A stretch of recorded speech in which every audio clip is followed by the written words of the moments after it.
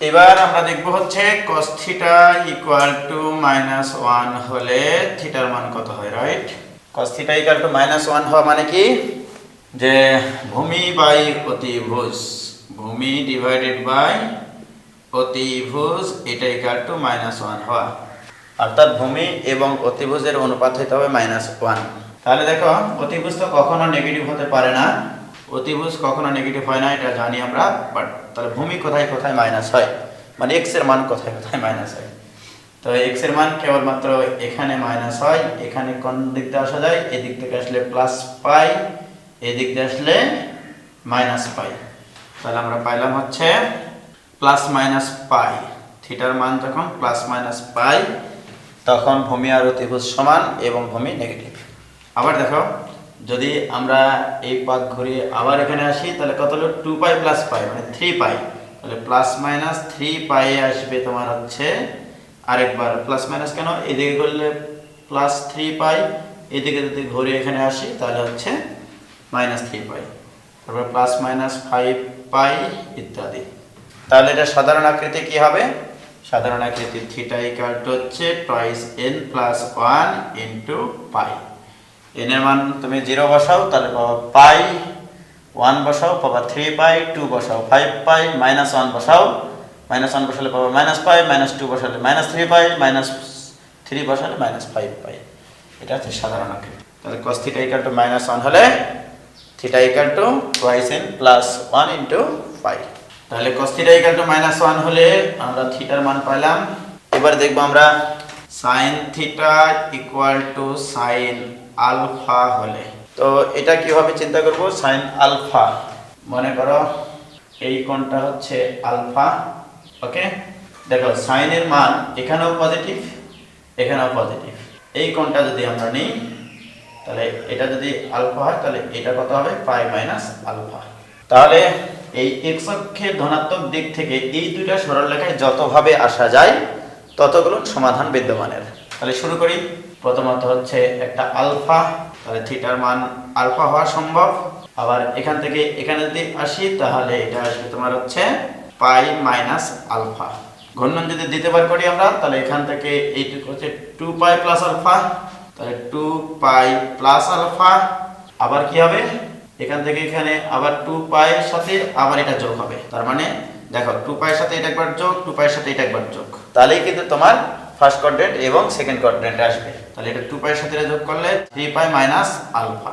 আবার যদি 2 পাই যোগ করি 4 পাই প্লাস আলফা, আবার 2 পাই যোগ করলে 5 পাই মাইনাস আলফা। তাহলে এটা জেনারেল আকৃতি কি দেখাও, 1 pi 0 pi 2 pi 3 pi 1 pi 3 pi 5 pi, sorry 0 pi 0 pi plus alpha, 2 pi plus alpha, 4 pi plus alpha. আবার দেখো এখানে 1 পাই 3 পাই 5 পাই সবই আছে, ওকে। তাহলে থিটা ইকুয়াল টু আসলে n পাই। এখন এর সাথে যে আলফাটা যুক্ত হচ্ছে, আলফাটা প্লাস মাইনাস আকারে যুক্ত হচ্ছে, রাইট।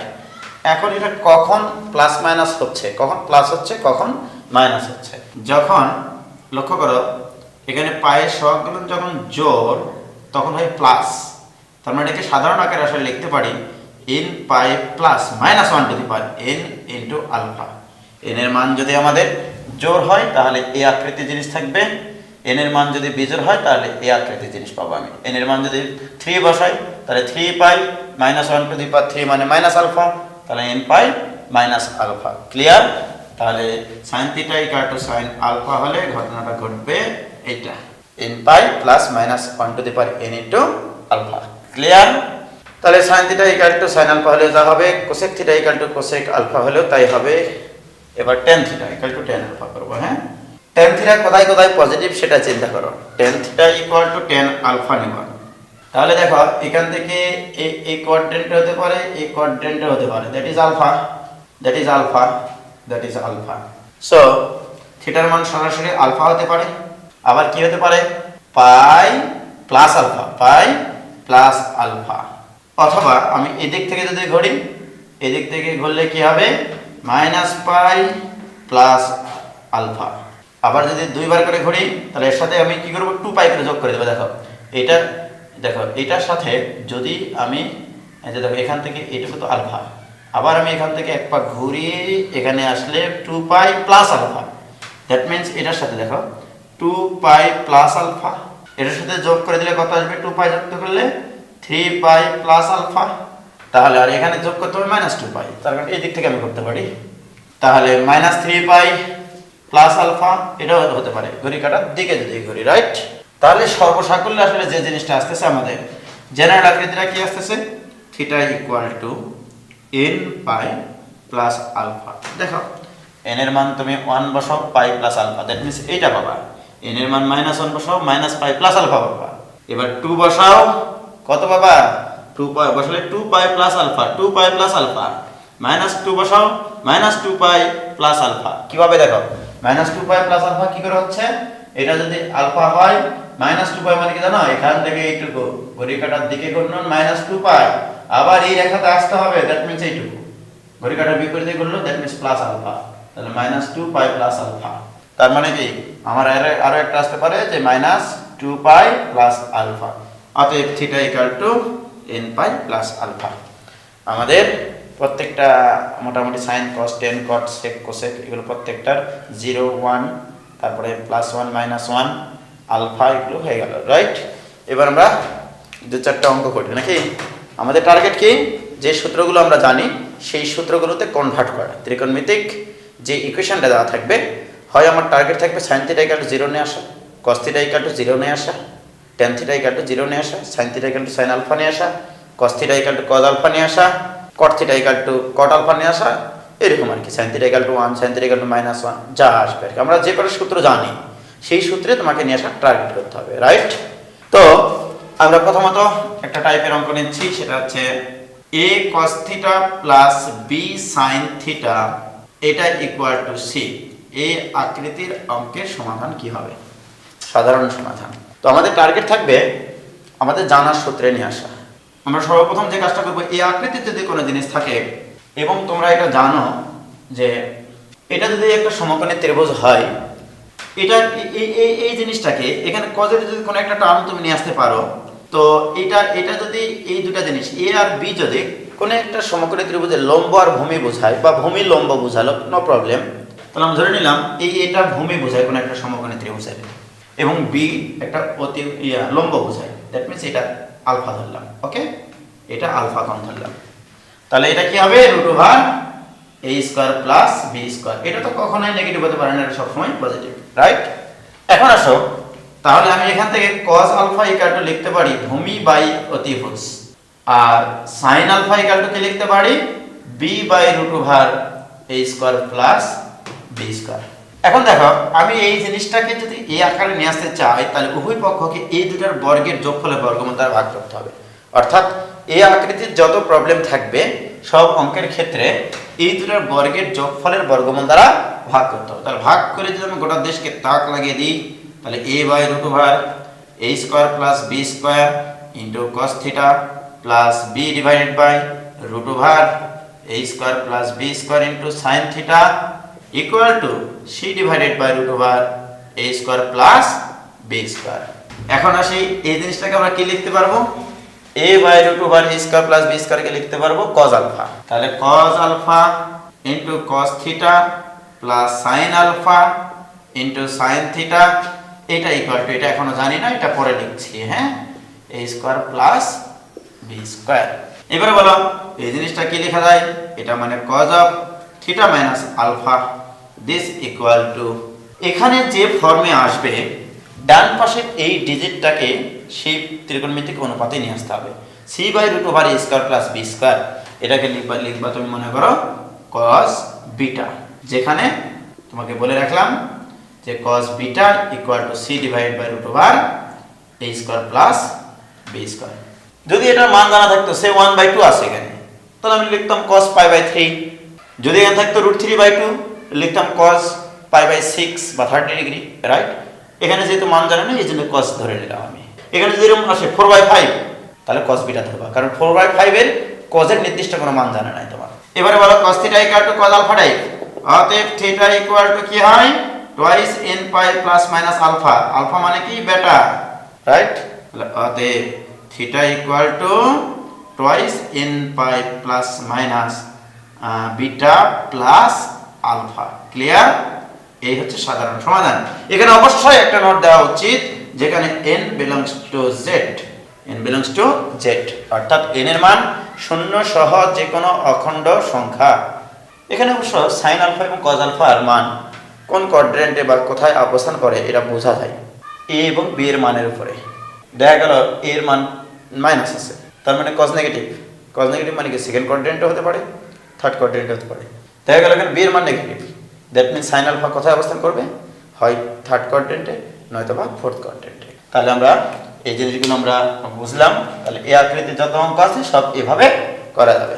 ওকে, এবারে এই টাইপের একটা প্রবলেম করি আমরা। cos x plus √3 sin x equal to √2। এই প্রবলেমটা করব, সেটা হচ্ছে ব্যবধি ছাড়া, x এর কোনো কন্ডিশন আমি এনে দিলাম না। তাহলে এই আকৃতির অঙ্কটা কিন্তু এরকম, দেখো a cos x plus b sin x এটা ইকুয়াল c, এই আকৃতি, রাইট? প্রথম কাজ কি আমাদের? প্রথম কাজ হচ্ছে আমাদের এই দুটা সহগের বর্গের বর্গমূল দ্বারা ভাগ করা। দ্যাট মিনস অতিভুজ দ্বারা ভাগ করছি কিন্তু আমরা। তাহলে এখানে 1 আর √3 বর্গের যোগফল 4 বর্গমূল 2, তাহলে অতএব 1/2 cos x plus √3/2 sin x equal to, এটাকে 2 দ্বারা ভাগ করলে 1/2। আমি মনে করো এই অঙ্কটাকে cos ফরম্যাটে নিয়ে যাই।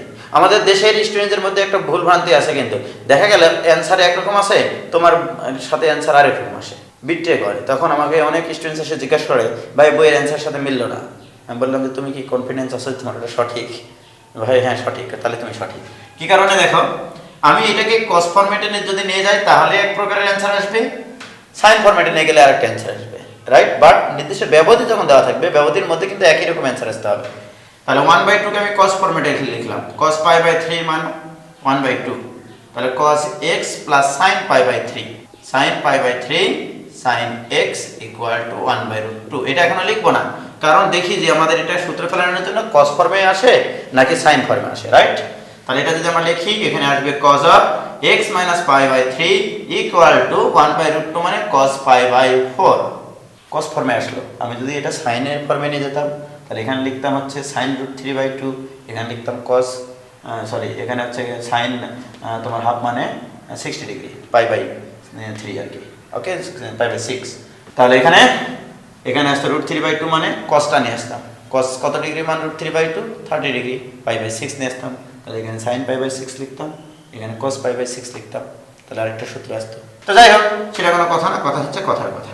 এই cos θ = cos alpha, cos θ = cos alpha. এটা থিটার মান আমরা জানি x - π/3 equal to twice n π plus minus alpha মানে π/4, যেখানে n বিলংস টু z। অতএব x equal to twice n pi plus minus π/4 plus π/3, যেখানে n belongs to z। এটাই সাধারণ সমাধান। এখন ঘটনা হচ্ছে যে যদি তোমাদের এখানে এই রেঞ্জটা দিয়ে দিতাম, x এর ব্যবধি দিয়ে দিতাম এরকম -2 pi is less than or equal to x is less than or equal to 2 pi, তখন স্যাররাও শিখাইছে, আমিও শিখাই এটাই যে n এর মান 0 বসাবা, কারণ n এর মান শূন্য সহ যে কোনো অখণ্ড সংখ্যা। তোমরা যেটা করো যে n এর মান 0 বসাবা, +-1 বসাবা, +-2 বসাবা, +-3 বসাবা, যখনই দেখবা x এর ব্যবধি এই ব্যবধির বাইরে চলে যাচ্ছে তখন সেখানে থেমে যাবা, রাইট? তো আমি এটাও করাই, তবে আরেকটা জিনিস করাই, সে আমার x এর এই মানটা এই ব্যবধির মধ্যে থাকতে হবে। তাহলে n এর এক্সাক্ট কি কি মানের জন্য, আমি যদি প্রশ্ন করতাম n এর কোন কোন মানের জন্য এই ব্যবধির মধ্যে x থাকবে, এরকম ছোট্ট একটা প্রশ্ন, তাহলে আমি করতাম কি জানো, x এর মান যেহেতু এটা আর আমাকে বলে দিয়েছে -2 pi is less than or equal to x is less than or equal to 2 pi, তাহলে আমি পজিটিভ মানের জন্য একবার নিই যে -2 pi is less than or equal to twice n pi plus pi/4 plus pi/3, clear?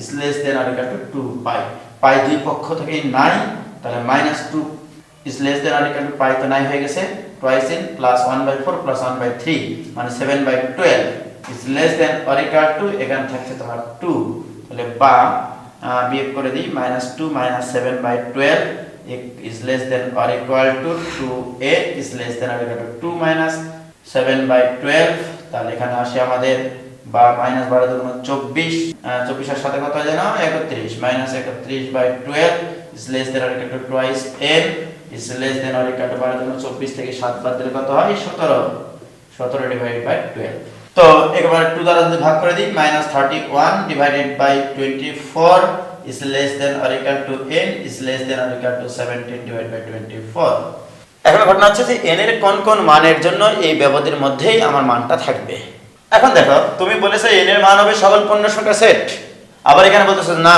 -31/24 এর থেকে বড় হবে সমান হবে অথবা এর থেকে বড় হবে কিন্তু 17/24 এর সমান হবে অথবা এর থেকে ছোট হবে তো n এর মান তো ভগ্নাংশ হতে পারে না তাহলে এর মধ্যে পূর্ণ সংখ্যা কি কি আছে 17/24 এর থেকে ছোট পূর্ণ সংখ্যা আছে 0 তাহলে n এর মান 0 একটা আর কি কি পূর্ণ সংখ্যা আছে -1 আছে -2 যদি নিই তাহলে বিপদ এই যে দেখো -31/24 মানে -1 পয়েন্ট সামথিং তাহলে এর থেকে বড় নিতে হবে দ্যাট মিন্স 0 আর -1 তাহলে এই ক্ষেত্রে যখন আমি এখানে প্লাস চিহ্ন ব্যবহার করে নিলাম তখন n এর মান আমার আসলো 0 আর -1 আর যদি মাইনাস চিহ্ন ব্যবহার করতাম তাহলে কি আসবে দেখো এখানে মাইনাস তাহলে এখানে লসাগু করলে কত আসতো π/3 π/4 তাই না তাহলে 3 4 12 তাহলে 4টা থেকে 3 বাদ দিলে 1/12 এখানে আসতো প্লাস 1/12 1/12 তাহলে এখানে আসতো 1/12 এখানে 1/12 এখানে আসতো 25/12 মাইনাস 25/12 এখানে আসতো 23 আসতো ওকে এবার 2 দ্বারা ভাগ করে দিলে 12 হলো 24 25/24 আর একটা এখানে আসতো n এর মান 2 দ্বারা ভাগ করলে 23/24 ওকে এবার আবারো দেখো এটা হচ্ছে 23/24 0 পয়েন্ট সামথিং রাইট ওটা থেকে ছোট নিতে হবে কিন্তু আবার পূর্ণ সংখ্যাও নিতে হবে এটাও মাথায় রাখতে হবে ঠিক আবার দেখো -25/24 এটা থেকে আবার বড় নিতে হবে -1 পয়েন্ট সামথিং এটা থেকে বড় নেওয়া যাবে তাহলে বড় নিলে আমার আসবে হচ্ছে -1 ওকে এখন দেখো তুমি যদি চেক করে দেখো n এর মান এখানে 0 বসাবো n এর মান 0 বসালে কত আসে x = π/4 প্লাস π/3 আবার আরেকটা আসবে π/3 মাইনাস π/4 এখানে কত আসতেছে 7π/12 এখানে আবার কত আসতেছে π/12 এই দুটাই কিন্তু এই ব্যবধির মধ্যে আছে ওকে তার মানে এটাও নেওয়া যাবে এটাও নেওয়া যাবে n এর মান যদি 1 বসাইতাছে n এর মান 1 বসালে 2π প্লাস π/4 প্লাস π/3 অথবা আসতো তোমার অর 2π মাইনাস π/4 প্লাস π/3 তাহলে এটার যোগফল কত আসছে দেখো 2π এর থেকে অবশ্যই বড় হয়ে যাচ্ছে প্লাস আকারে আছে সুতরাং এটা নেওয়া যাবে না এটাও 2π এর থেকে বড় হয়ে যাবে π/3 মাইনাস π/4 মানে π/12 দ্যাট মিন্স 2π প্লাস সামথিং এটা নেওয়া যাবে না তার মানে এটা গ্রহণযোগ্য না -1 বসে দেখো ঠিকই ওই ব্যবধানের মধ্যে আসবে তাহলে তুমি এখান থেকে n এর মান শেয়ার হয়ে যেতে পারো যে n এর মান এক্স্যাক্টলি দুইটা মানের জন্য এই ব্যবধানের মধ্যে x এর মান পাওয়া সম্ভব ক্লিয়ার এবার একটা খুবই সুন্দর একটা প্রবলেম সেটা হচ্ছে যে cos θ প্লাস sin θ এটা √2 sin 2θ এই ধরনের একটা প্রবলেম আছে এই প্রবলেমটা করতে গিয়ে পোলাপানটা একটা জায়গায় ভুল করে সেই ভুলটা আমি তাদের ঘরে ধরিয়ে দিই প্রথমত এটা বর্গ করেও করে অনেকে অথবা এভাবে চিন্তা করে যে cos θ মানে √2 cos θ এর উপর স্কয়ার লিখতে পারি sin θ মানে √2 sin θ এর উপর স্কয়ার লিখতে পারি এটাই কাটলো √2 sin 2θ মানে কি 2 sin θ cos θ রাইট তাহলে বা এটাকে লিখতে পারি আমরা sin θ এর উপর √ এর উপর স্কয়ার ওই পাশ থেকে মাইনাস করে নিচ্ছি মাইনাস 4 এর বর্গমূল 2 √2 sin θ into √2 cos θ plus √2 cos θ whole square this equal to 0 এবার দেখো a square minus 2ab plus b square এই সূত্র তো সবাই জানে তাহলে এখানে আমরা লিখতে পারি √2 sin θ minus √2 cos θ this equal to এরপর square minus b square equal to 0 অতএব √2 sin θ equal to √2 cos θ that means √2 tan θ equal to 1 that means tan θ equal to 1 এখানে সবাই লিখে এটা equal to tan π/4 রাইট এখানে সবাই লিখে যে θ equal to nπ plus π/4 যেখানে n belongs to z কিন্তু এখানে হবে না এটা কারণ কি দেখো এখানে যে কাজটা হবে দেখো n এর মান যদি তুমি 1 বসাও that means π plus π/4 তাহলে কোন কোন কোঅর্ডিনেটে পড়ছে দেখো n এর মান যদি 0 বসাও π/4 এখানে n এর মান যদি 1 বসাও pi plus pi by 4 that means এখানে, তাহলে এটা হচ্ছে পাই প্লাস পাই বাই 4 আর এখান থেকে এইটুকু হচ্ছে পাই বাই 4। আবার দেখো তুমি যদি এক পাক এখান থেকে ঘুরিয়ে আবার এখানে আসো দ্যাট মিন্স কয়টা পাই হলো দেখো 2 পাই প্লাস পাই মানে 3 pi plus pi by 4 that means 3 pi plus pi by 4 that means third কোয়াড্রেন্টে। ওকে, n এর মান যদি আমি 1 বসাই তাহলে pi plus pi by 4, n এর মান যদি 2 বসাই 2 পাই প্লাস পাই বাই 4, তাহলে এখানে কি কি মান আসা সম্ভব দেখো আমি একটু দেখাই। n এর মান শুধু পাই বাই 4 হতে পারে, n এর মান যদি 1 বসাই তাহলে পাই প্লাস পাই বাই 4 হতে পারে। ওকে, n এর মান যদি 2 বসাই তাহলে 2 পাই প্লাস পাই বাই 4 হতে পারে, n এর মান যদি 3 বসাই 3 পাই প্লাস পাই বাই 4 হতে পারে। কিন্তু দুঃখের বিষয় হচ্ছে জায়গা থবার দুঃখ নাই, সরি দুঃখ থবার জায়গা নেই। পাই বাই 4 হচ্ছে ফার্স্ট কোয়াড্রেন্ট, এইটা মানে থার্ড কোয়াড্রেন্ট, এইটা মানে আবার ফার্স্ট কোয়াড্রেন্ট, এটা মানে আবার থার্ড কোয়াড্রেন্ট। বাট থার্ড কোয়াড্রেন্টে সাইন এবং কজ উভয় নেগেটিভ, তাহলে থার্ড কোয়াড্রেন্টের মানগুলো এখানে নেওয়া যাবে না। দ্যাট মিন্স n এর মান যখন তুমি বিজোড় বসাইছো সেই মানগুলো নেওয়া সম্ভব না। আবার যদি তুমি মাইনাস মান বসাই দেখো, n এর মান যদি -1 বসাও তাহলে minus pi plus pi by 4, right? এটা কোন quadrant? Minus pi plus something, that means এরকম minus pi plus something third quadrant, তার মানে এটা গ্রহণযোগ্য না। আবার দেখো থিটার মান যদি -2 নাও -2 পাই প্লাস সামথিং, তার মানে এটা কোন কোয়াড্রেন্ট? -2 পাই এটা প্লাস সামথিং মানে এখানে ফার্স্ট কোয়াড্রেন্ট সাইন এবং কস উভয় পজিটিভ এবং যেটা মান নির্ণয় করা সম্ভব। তাহলে কেবলমাত্র n এর মান যখন আমার বিজোড় হচ্ছে সেগুলো আমার নেওয়া যাচ্ছে না, সেগুলোর জন্য √sin θ আর √cos θ এটা গ্রহণযোগ্য না। এই জন্য আমাদেরকে এখানে বলতে হবে n বিলংস টু z না, n এর মান 0 সহ যে কোনো জোড় পূর্ণ সংখ্যা। এখানে n এর মান 0 সহ জোড় পূর্ণ সংখ্যা। এই হচ্ছে অঙ্কের সলিউশন। তাহলে অঙ্কের ভুলটা কোথায় করে? n বিলংস টু z লিখে। ক্লিয়ার? এবারে এই সমাধান চ্যাপ্টারের একটা এমসিকিউ এর মধ্যে বলে দিই যেগুলো তোমাদের কত সুবিধা হবে আর কি। সেগুলো হচ্ছে মনে করো সে এমনি ছোট্ট একটা প্রবলেমে নিই যে sin θ ইকুয়াল টু 1 হলে থিটা এর সাধারণ সমাধান কোনটি? এরকম একটা প্রবলেম তোমাকে দিলাম।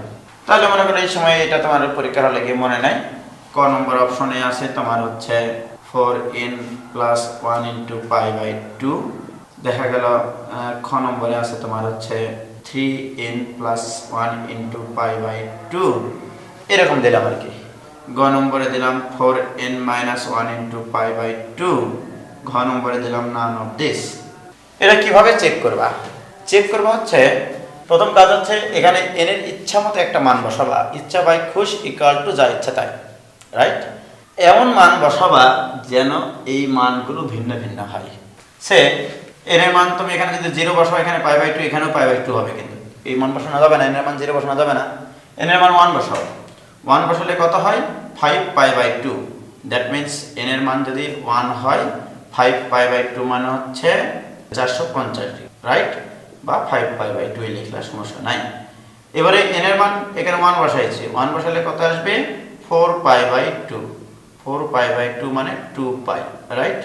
n এর মান এখানে 1 বসালে এখানে আসবে কত? 3π/2। ওকে, এখন দেখো এই মানগুলোর যে মানটা আমার এই সমীকরণকে সিদ্ধ করবে সেটাই आंसर। এখন দেখো 2π মানে হচ্ছে 360 ডিগ্রি, 360 ডিগ্রির মান হচ্ছে 0, sin 360 ডিগ্রির মান 0, sin 5π/2, 5π/2 কোথায় অবস্থান করে দেখো, এভাবে তুমি শুধু ঘোরাবা, এই মনে করো 1π/2, 2π/2, 3π/2, 4π/2, 5π/2 এখানে, তার মানে 90 ডিগ্রি, দ্যাট মিন্স π/2। sin π/2 এর মান কত? 1, দ্যাট মিন্স 1 মিলে গেছে, তাহলে এটাই आंसर। তোমার কপালের নাম যদি সকাল হয় তাহলে খুব তাড়াতাড়ি প্রথমে মিলে যাবে, আর কপালের নাম যদি একটু গোপাল হয়ে যায় তাহলে মনে করো দ্বিতীয়টা তৃতীয়টা এগুলো চেক করে দেখতে হবে। 3π/2 মানে কি? 3π/2 মানে 1π/2, 2π/2, 3π/2 এখানে, মানে এই কোণটা -π/2, রাইট?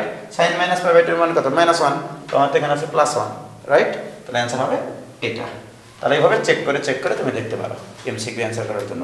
সমাধান চ্যাপ্টারের প্রত্যেকটা অঙ্ক এরকম চেকিং এন্ড মেকিং পদ্ধতিতে করা যায়, যে n এর মান ইচ্ছামতো বসিয়ে আলাদা আলাদা কোণগুলো বের করবা, ওই কোণগুলোর মধ্যে যে কোণটা আমাকে সিদ্ধ করবে সেই অপশনটাই তোমার অ্যান্সার। তাহলে সমাধান চ্যাপ্টার এখানে শেষ। এবার আমরা চলে যাবো হচ্ছে ত্রিভুজের গুণাবলী চ্যাপ্টারে। ত্রিভুজের গুণাবলী মানে কি কি গুণ আছে ত্রিভুজের। তো এই ত্রিভুজের গুণাবলী চ্যাপ্টারগুলো তোমরা অবশ্য অনেক সুন্দরভাবে করেছো, যে এইটা যদি এ বি সি একটা ত্রিভুজ হয়, এখানে বেশ কয়েকটা রুল আছে, সেটা হচ্ছে সাইন রুল, কোসাইন রুল, এগুলো। তো দেখো যে এটা যদি এ কোণ, এটা হচ্ছে বি কোণ, এটা সি কোণ। এ কোণের বিপরীত বাহুর দৈর্ঘ্যকে তুমি স্মল এ দ্বারা প্রকাশ করো, বি কোণের বিপরীত বাহুর দৈর্ঘ্যকে স্মল বি দ্বারা প্রকাশ করো, আর সি কোণের বিপরীত বাহুকে স্মল সি দ্বারা প্রকাশ করা হয়। তাহলে ঘটনাটা হলো যে ঘটনা এটার ক্ষেত্রে তোমরা জানো sine rule, A by sine A equal to B by sine B equal to C by sine C. বাহুগুলোর দৈর্ঘ্য সব স্মল লেটারে আর কোণগুলো সব ক্যাপিটাল লেটারে। This equal to twice R, এটা পরিবেশার্ধ, আরটাকে বলা হয় পরিবেশার্ধ। আর আমি বলি হচ্ছে কে, যে কোনো একটা ধ্রুবক মান কে। A by sine A equal to B by sine B equal to C by sine C. তো ঘটনা হলো যে এই সূত্রটা আমি ইউজ করবো বিভিন্ন ক্ষেত্রে। আরেকটা হচ্ছে কোসাইন সূত্র, এগুলো হচ্ছে ভেক্টর দিয়ে প্রমাণ করা যায়, এটা তোমরা জানো। যেমন আমি যদি এইটা এই কাজ করি যে এই মনে করো একটা ত্রিভুজ, এটাকে ভেক্টর দিয়ে প্রকাশ করলাম, এই এদিকে একটা ভেক্টর চিহ্ন দিলাম, রাইট। দেখো একটা জিনিস চিন্তা করে যে এখানে আমি ভেক্টরের কিছু মানে এই যে তীর চিহ্ন দেওয়ার অর্থ হচ্ছে এটা হচ্ছে এ ভেক্টর যার মান হচ্ছে এ, এটা হচ্ছে বি ভেক্টর যার মান হচ্ছে বি, আর এটা হচ্ছে সি ভেক্টর যার মান হচ্ছে সি। আমি এখান থেকে যে কোনো একটা থেকে আমি সব প্রমাণগুলো করতে চাই, কোসাইন রুলগুলো। দেখো এখানে ত্রিভুজের যোগ সূত্র নামে একটা সূত্র আছে ভেক্টরে, তোমরা জানো, বা যোগসূত্র ভেক্টরের, যে একটা ভেক্টরের শীর্ষবিন্দুতে আরেকটা ভেক্টরের পাদবিন্দু মিলিত হলে তাদের অপর ভেক্টরটা লব্ধি নির্দেশ করে। দ্যাট মিনস এইটা প্রথম ভেক্টরের পাদবিন্দু থেকে শেষ ভেক্টরের শীর্ষবিন্দু পর্যন্ত এটা হচ্ছে লব্ধি ভেক্টর। এটা লব্ধি ভেক্টরের মান, এটা হচ্ছে লব্ধি ভেক্টর। তাহলে বি ভেক্টর ইকুয়াল টু তুমি লিখতে পারো C vector plus A vector. তাহলে আমি যদি এখানে করি যে B vector dot B vector, তাহলে this equal to C vector plus A vector dot আবার C vector plus A vector, এইটা। তাহলে বা বি ডট বি মানে কি, বি এর মান cos 0 degree, this equal to এটা যদি গুণ করি তাহলে c dot c plus c dot a plus a dot c plus a dot a. তাহলে বি ডট বি মানে b square, b into b মানে বি স্কয়ার, cos 0 মান 1, তাহলে সি ডট সি একবারে লিখি c square plus a dot a মানে a square লিখি। আর তোমরা জানো যে ভেক্টরের ডটগুলো বিনিময় সূত্র মেনে চলে, সি ডট এও যা এ ডট সিও তাই। তাহলে আমি এখানে লিখি 2 ইন্টু এ ডট সি। মানে এ ডট সি মানে কি তোমরা জানো, দেখো এখানে একটা পি একটা ভেক্টর, এখানে কিউ একটা ভেক্টর, রাইট। যখন পি ডট কিউ তোমরা ফিজিক্সে শিখেছিলা যে পি ডট কিউ মানে হচ্ছে পি এর মান কিউ এর মান ইন্টু এদের মধ্যবর্তী কোণের কোসাইন। দ্যাট মিনস এটা যদি আলফা হয় কস আলফা হয়, রাইট। এটাই তোমরা শিখো। বাট আমার প্রশ্ন হচ্ছে এই মধ্যবর্তী কোণ আলফাটা কিভাবে নির্ধারণ করো। দেখা গেল আমার পি ভেক্টরটা আছে এরকম, দ্যাট ইজ পি ভেক্টর, এটা হচ্ছে কিউ ভেক্টর, ওকে, এটা হচ্ছে কিউ ভেক্টর, এটা হচ্ছে পি ভেক্টর। প্রশ্ন হচ্ছে এবারে পি এবং কিউ এর মধ্যবর্তী কোণ বলতে কি বোঝায়। তোমরা নিশ্চয়ই এই কোণটা নিবা না। আসলে দুইটা ভেক্টরের মধ্যবর্তী কোণ বলতে বোঝায় একটা বিন্দু থেকে দুইটা ভেক্টর বের হয়ে যেতে হবে, অথবা একটা বিন্দুতে দুইটা ভেক্টর এসে মিলিত হবে, এটা হচ্ছে তার মধ্যবর্তী কোণ। যেমন দেখো এই বিন্দু থেকে এই ভেক্টরটা বের হয়ে গেছে আর এই বিন্দুতে এই ভেক্টরটা প্রবেশ করেছে। বাট আমার কোশ্চেনটা কি, দুইটা ভেক্টরের মধ্যবর্তী কোণ বলতে বোঝায় একটা বিন্দুতে দুইটা ভেক্টর এসে মিলিত হতে হবে, অথবা দুইটা ভেক্টরই বের হয়ে যেতে হবে। যেমন দেখো এই ক্ষেত্রে এই বিন্দুটা থেকে এই ভেক্টরটা বের হয়ে গেছে, এই ভেক্টরটা বের হয়ে গেছে, সুতরাং এদের মধ্যবর্তী কোণ হচ্ছে এইটা। আবার এটা হতে পারতো এই যে মনে করো এখানে মনে করো এই হচ্ছে একটা ভেক্টর পি, এটা প্রবেশ করলো এই বিন্দুতে, আরেকটা ভেক্টর হচ্ছে কিউ, সেটাও এই বিন্দুতে প্রবেশ করলো। তাহলে এদের মধ্যবর্তী কোণ বলতে কি বোঝাবে, দ্যাট মিনস এই কোণটা বোঝাবে, দ্যাট ইজ এটা হচ্ছে আলফা। এটা কেন এখানে কাজ করে দেখো, এ ডট সি আমি তোমাদের মানে পড়াতে গিয়ে অনেক দেখেছি, এ ডট সি মানে কি করে ফলাফল না জানো, এ ভেক্টর এইটা সি ভেক্টর এইটা, সুতরাং মধ্যবর্তী কোণ এইটা। কিন্তু কথা কি ছিল তোমাদের সাথে আমার, কথা ছিল হচ্ছে কথার কথা, যে আমার দুটো ভেক্টরের মধ্যবর্তী কোণ বলতে বোঝায় একটা বিন্দু থেকে দুইটা ভেক্টরই বের হয়ে যেতে হবে, রাইট? লক্ষ্য করে দেখো, বি বিন্দু থেকে এই ভেক্টরটা বের হয়েছে আর সি ভেক্টরটা প্রবেশ করেছে। ওকে, এটাকে আমাকে প্রবেশ না করে এটাকে বর্ধিত করে দিতে হবে। দ্যাট মিন্স একটা বিন্দু থেকে দুইটা ভেক্টর বের করে দিতে হবে। তাহলে দুটো ভেক্টরের মধ্যবর্তী কোণ বলতে কি বোঝায়? বিন্দুটা থেকে দুটা ভেক্টর বের হয়ে যেতে হবে অথবা দুইটা ভেক্টরে প্রবেশ করতে হবে। কিন্তু এক্ষেত্রে কি হয়েছে, বি ভেক্টর থেকে বি বিন্দু থেকে এ ভেক্টরটা বের হয়ে গেছে আর সি ভেক্টরটা প্রবেশ করেছে, কিন্তু আমাদের কথা এরকমটা ছিল না। তাহলে এটাকে একটু বর্ধিত করে দিই। বর্ধিত করে দেওয়ার পরে এই কোণটা হবে হচ্ছে এ এবং সি এর মধ্যবর্তী কোণ, এ ভেক্টর এবং সি ভেক্টরের মধ্যবর্তী কোণ। এই কোণটা যদি বি কোণ হয় তাহলে এটা হবে পাই মাইনাস বি। সো আমরা এখানে লিখতে পারি b square equal to C square plus A square plus 2 into a into c, এদের মান ইন্টু এদের মধ্যবর্তী কোণের কোসাইন। মধ্যবর্তী কোণ কিন্তু বি না, এখানে হবে পাই মাইনাস বি।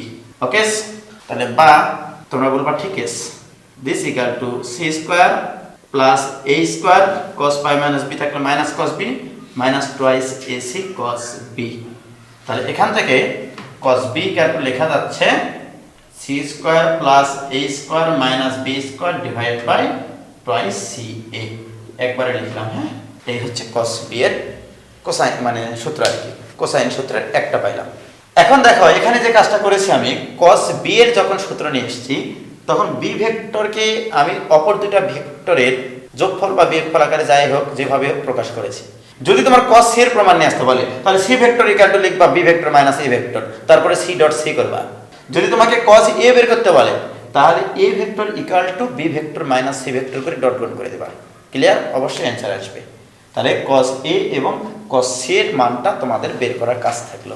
বাট সূত্রটা আসবে এরকম, cos a equal to b square plus c square minus a square divided by twice bc এবং cos c equal to আসবে a square plus b square minus c square divided by twice ab। এই হচ্ছে তিনটা হচ্ছে cosine সূত্র, cosine formula বলা হয় এই তিনটাকে। এখানে এই ভেক্টরগুলো দিয়ে আরেকটা জিনিস ব্যাখ্যা করা যায়, তোমরা এটা জানো অবশ্য। যেমন ভেক্টরের ব্যবহার অনেক জায়গায় আছে। যেমন তোমরা সামান্তরিক সূত্র যখন প্রমাণ করতে ভেক্টরে মানে ফিজিক্সে, যে এটা যদি পি ভেক্টর হয় এটা যদি কিউ ভেক্টর হয় তাহলে এদের লব্ধির মান নির্ণয় করো, রাইট? লব্ধির মান কিভাবে বের করো? এই সামান্তরিক অঙ্কন করে এর কর্ণটা হয় লব্ধি, দ্যাট ইজ আর ভেক্টর সে। তো এটাকে আমরা কিউ ভেক্টর লিখতে পারি। তো এখানে দেখো R vector equal to P vector plus Q vector, তাহলে এদের মধ্যবর্তী কোণ ধরে নিলাম আলফা। তাহলে আর ডট আর যদি করি তাহলে কিন্তু আমরা আর এর মান পাবো, কারণ আর স্কোয়ার পাবো। দিস ইকুয়াল টু তাহলে অবশ্যই p plus Q vector dot P plus Q vector. তো আমি যদি এখানে আর ডট আর মানে কি আর স্কোয়ার, একটু আগে শিখেছি। এবার এখানে গুণ করে দেব P dot P plus P dot Q plus Q dot P plus Q dot Q, বা R square equal to P dot P মানে পি স্কোয়ার, পি ডট এটা পরে লিখছি। এবার কিউ ডট কিউ মানে হচ্ছে Q square. Okay, plus Q dot P কে P dot Q লেখা যায়, আমরা জানি ডট গুণ বিন সূত্র মেনে চলে। তাহলে এখানে আসবে 2 ইন্টু পি ডট কিউ। আমি এই জিনিসটা মনে রাখাই যে দুইটা ভেক্টরের লব্ধির বর্গ ভেক্টর দ্বয়ের মানের বর্গের যোগফল প্লাস 2 ইন্টু তাদের ডট গুণ, 2 ইন্টু তাদের ডট গুণ। ক্লিয়ার? এই যে কনসেপ্টটা, এই কনসেপ্টটা মেকানিক্সে যে কি কাজ করে মানে বলবিদ্যার ম্যাক্সিমাম লব্ধি নির্ণয়ের অঙ্কগুলো এই উপলব্ধি করে করা যায় এই ভেক্টরের উপলব্ধি দিয়ে। যেমন তোমাদেরকে যদি আমি বলি যে তিনটা vector, that is p vector, q vector এবং এটা হচ্ছে আর ভেক্টর। এখন যদি বলা হয় এদের লব্ধি কত, তো লব্ধি তো তোমরা বের করো বিভিন্ন উপাংশ টুপাংশ নিয়ে, right? This is S vector the, this is লব্ধি ভেক্টর এস। কিন্তু আমি এই ভেক্টরের উপলব্ধি দিয়ে এই তিনটা বলের লব্ধি বের করতে চাই। কিভাবে? আমরা জানি যেটা ভেক্টর, যেটা লব্ধি ভেক্টর সেটা অপর দুইটা ভেক্টরের যোগফলের সমান, দুইটা ভেক্টরের ক্ষেত্রে। তাহলে তিনটা ভেক্টরের ক্ষেত্রেও তাই। এটা যদি লব্ধি হয়, লব্ধি ভেক্টর হয়, তাহলে এই তিনটা ভেক্টরের যোগফল হবে এই লব্ধি ভেক্টরের সমান। কারণ লব্ধি ভেক্টরের সংজ্ঞা হচ্ছে তাই, যে ভেক্টরটা এই তিনটা ভেক্টর কোন একটা পয়েন্টে ক্রিয়া করলে যে কার্যকলাপ করত তাকে রিপ্লেস করে দিয়ে আরেকটা সমপরিমাণ সমান ভেক্টর আমরা যদি দিতে পারি, দেন সেটা হচ্ছে লব্ধি ভেক্টর, রাইট? তাহলে এস ভেক্টর ইকুয়াল টু তাহলে কি হবে P plus q plus r vector. Clear? আমি যদি এখন এস এর মান বের করতে চাই তাহলে এস এর মান বের করতে চাইলে s vector dot s vector করতে হবে, this equal to p plus q plus r vector dot P plus q plus r vector. এখন আসি আমরা, অতএব এস ডট এস মানে কি এস স্কয়ার। এবার দেখো পি দ্বারা গুণ করলে পি ডট পি আসবে পি স্কয়ার, সরি এটা ইকুয়াল টু পি স্কয়ার আসবেই, প্লাস কিউ ডট কিউ এর সাথে একসময় কিউ স্কয়ার আসবেই, আবার আর ডট আর সমান সমান কি আসবে আর স্কয়ার আসবে, প্লাস এবার দেখো পি দ্বারা যখন কিউ কে গুণ করবা পি ডট কিউ আসবে, কিউ দ্বারা যখন পি কে গুণ করবা পি ডট কিউ আসবে, দুইটা পি ডট কিউ আসবে, দ্যাট মিন্স 2 ইনটু এভাবে আমি লিখি আসলে P dot Q plus Q dot R plus R dot P. এই হচ্ছে তোমার তিনটা ভেক্টরের লব্ধি নির্ণয়ের জন্য উপযুক্ত একটা সূত্র। দেখো আগের মতোই কিন্তু যে দুইটা ভেক্টরের জন্য লব্ধি বের করতে বলেছে, লব্ধি স্কয়ার ইকুয়াল টু ওই দুইটা ভেক্টরের মানের বর্গের যোগফল প্লাস 2 ইনটু তাদের ডট গুণন। এখানেও তাই, যে আমি যখন পি কিউ আর মানের তিনটা ভেক্টর নিচ্ছি, এই তিনটা ভেক্টরের লব্ধি স্কয়ার ইকুয়াল টু ওই তিনটা ভেক্টরের বর্গের যোগফল প্লাস 2 ইনটু তাদের ডট গুণন। আমি বলেছি তাদের ডট গুণন, তাদের ডট গুণন মানে পি ডট কিউ ডট আর না, তাদের ডট গুণন মানে দুইটা দুইটা করে ভেক্টর নিয়ে যতভাবে ডট গুণন করা যায়। দুইটা করে ভেক্টর কতভাবে নেওয়া যায়, পি কিউ নেওয়া যায়, কিউ আর নেওয়া যায়, আবার পি আর নেওয়া যায় বা আর পি নেওয়া যায়। ক্লিয়ার? অনুরূপভাবে চারটা ভেক্টরের লব্ধি তাহলে কি হবে, তাহলে ওই চারটা ভেক্টরের মানের বর্গের যোগফল প্লাস 2 ইনটু তাদের মধ্যে যতগুলো ডট গুণ করা সম্ভব। পাঁচটা ভেক্টরের লব্ধি কি হবে, পাঁচটা ভেক্টরের মানের বর্গের যোগফল প্লাস 2 ইনটু তাদের মধ্যে যত কি বের করা যায় ডট গুণ বের করা যায়। তার মানে তোমাদের মেকানিক্সের মানে স্থিতিবিদ্যার এরকম লব্ধি নির্ণয়ের যত প্রবলেম আছে সব প্রবলেম এভাবে করা যায়। ক্লিয়ার? তাহলে আমরা কোসাইন সূত্র শিখলাম, আর একটা শিখেছি আমরা sine rule, A by sine A equal to B by sine B equal to C by sine c. এবার এখান থেকে আরো কিছু জিনিসপত্র আমরা শিখবো, সেটা হচ্ছে মনে করো এই হচ্ছে একটা বৃত্ত, ওকে এটা শেখার আগে আরেকটা জিনিস আগে শিখে নিই, ত্রিভুজের ক্ষেত্রফল আগে নির্ণয় করে নিই। হ্যাঁ, সেটা হচ্ছে এরকম, মনে করো এ এই হচ্ছে একটা ত্রিভুজ এ বি এবং সি। আমি এই ত্রিভুজের যদি ক্ষেত্রফল নির্ণয় করতে চাই তাহলে আমরা জানি ত্রিভুজের ক্ষেত্রফল ইকুয়াল টু হাফ ইনটু ভূমি ইনটু উচ্চতা, উচ্চতা এটা ধরলাম এডি, তাহলে ত্রিভুজের ক্ষেত্রফল ইকুয়াল টু হাফ ইনটু ভূমি বিসি ইনটু উচ্চতা এডি। তো বিসি মানে হচ্ছে এ, আমরা জানি বিসি মানে এ কোণের বিপরীত বাহুর দৈর্ঘ্য এ, এটা মানে বি আর এটা মানে হচ্ছে সি। তাহলে this equal to half into A, এডিকে ইচ্ছা করে আমরা যে কোনো একটা বাহু দ্বারা এই বাহু বাদে এইটা অথবা এটা দ্বারা ভাগ করে দিই, তাহলে কি এ বি দ্বারা ভাগ করে দিলাম, তাহলে এ বি দ্বারা গুণ করে দেবো আমি সোজা হিসাব। কারণ কি জানো, এটা লম্ব, এটা 90 ডিগ্রি, লম্ব ডিভাইডেড বাই এটা অতিভুজ, দ্যাট মিন্স এই কোণের আমি সাইন লিখতে পারবো। তাহলে this equal to half into A into এটা মানে কি এ বি মানে কি সি ইনটু সাইন বি। তাহলে ত্রিভুজের ক্ষেত্রফল equal to half into AC into sine b, এটা লেখা যায়। এখন দেখো আমি যদি এখানে যে জিনিসটা আমি সারমর্ম টানতে চাই, তাহলে ত্রিভুজের ক্ষেত্রফল হাফ ইনটু যে কোনো দুটো বাহুর গুণফল, যে কোনো বাহুর দৈর্ঘ্যের গুণফল এ ইনটু সি ইনটু এদের মধ্যবর্তী কোণের সাইন, এদের মধ্যবর্তী কোণের সাইন। অনুরূপভাবে যদি আমি এর উপর সম্পর্ক করতাম তাহলে আরেকটা সম্পর্ক আসতো। আমি যদি এটা না করে দেখা গেল এই এডিকে এসি দ্বারা ভাগ করলাম, সেক্ষেত্রে কিন্তু সাইন সি পাইতাম, তাহলে বি সাইন সি পাইতাম, right? That means this equal to half into যদি এখানে আমি এ বি লিখি, এদের মধ্যবর্তী কোণের সাইন নেব সি, এ এবং বি এর মধ্যবর্তী কোণ কত সি। আমি যদি নিই half of b c, b এবং সি এর মধ্যবর্তী কোণ কত a, that is sine a. তাহলে ত্রিভুজের ক্ষেত্রফলকে তিন ভাবে ভাগ মানে তুমি লিখতে পারো। আবার দেখো আমরা এটা শিখেছি a by sine A equal to B by sine B equal to C by sine C, this equal to twice R শিখেছি আমরা। তাহলে সাইন এ ইকুয়াল টু কি লেখা যায়, সাইন এ ইকুয়াল টু লেখা যাবে a by twice r, sine B equal to কি লেখা যায় b by twice r, sine c equal to কি লেখা যাবে c বাই টুয়াইস আর। এখানে যদি মানগুলো বসিয়ে দিই তাহলে ডেল্টা ইকুয়াল টু ক্ষেত্রফল equal to half into AC into B divide by twice R, এটা equal to half into A B into C by twice R, এটা equal to half into BC into A by twice R. তাহলে ক্ষেত্রফল equal to কি হবে A B C divide by 4r, এখানেও ABC by 4r, এখানেও ABC by 4r, তাহলে ত্রিভুজের ক্ষেত্রফল equal to abc divided by 4r। এটা কোথায় কাজ করতে হবে জানো? এটা কোথায় কোথায় কাজ করবে? তোমাদের দেখা গেল একটা ত্রিভুজের 3টা বাহুর দৈর্ঘ্য দেওয়া আছে, এবার তোমাকে বললো ত্রিভুজটির পরিবেশার্ধ কত।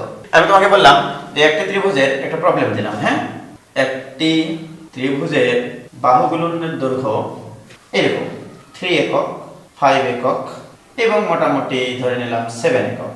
আমার প্রশ্ন হচ্ছে এই ত্রিভুজটার পরিবেশার্ধ কত? তাহলে পরিবেশার্ধ এবং ত্রিভুজের ক্ষেত্রফলের মধ্যে সম্পর্ক হচ্ছে এটা। আমরা কিন্তু ক্ষেত্রফল নির্ণয়ের আরেকটা সূত্র জানি, এটাই কিন্তু √s into s minus a into s minus b into s minus c। এটা তোমরা শিখেছো, 9 10 ছিল এটা।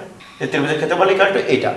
তাহলে কি আমরা লিখতে পারি না যে ক্ষেত্রফল equal to a b c divide by 4r? That means what is ত্রিভুজের ক্ষেত্রফল? √s into s minus a into s minus b into s minus c, this equal to abc divided by 4r।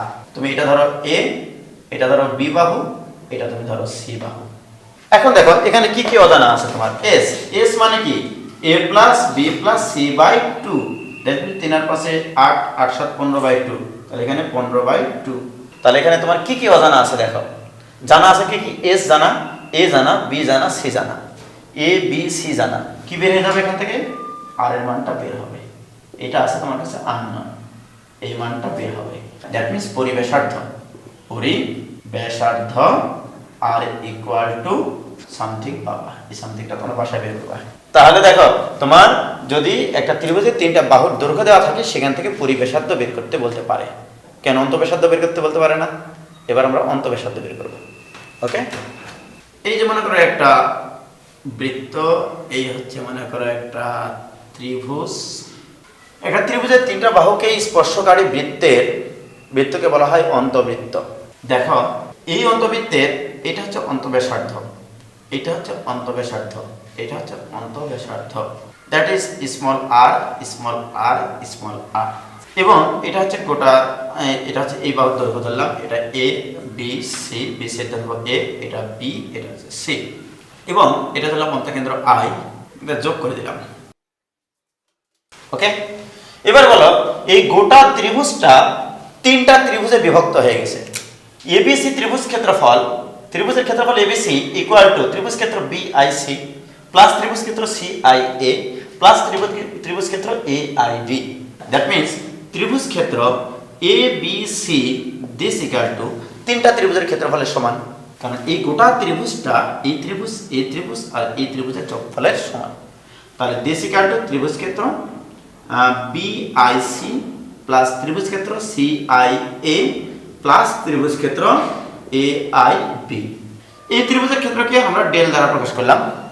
This equal two এই ত্রিভুজের ক্ষেত্রফল half into ভূমি হচ্ছে BC into উচ্চতা কত, এটা দিলাম D, এটা দিলাম E, এটা দিলাম F, ID প্লাস এই ত্রিভুজের ক্ষেত্রফল কত? হাফ ইনটু ভূমি কত? CA, উচ্চতা কত? IE। আবার this plus half into AIB ত্রিভুজের ভূমি কত? AB ইনটু উচ্চতা কত? IF। This equal to half into BC এর মান কত? BC এর মান A, ID কত?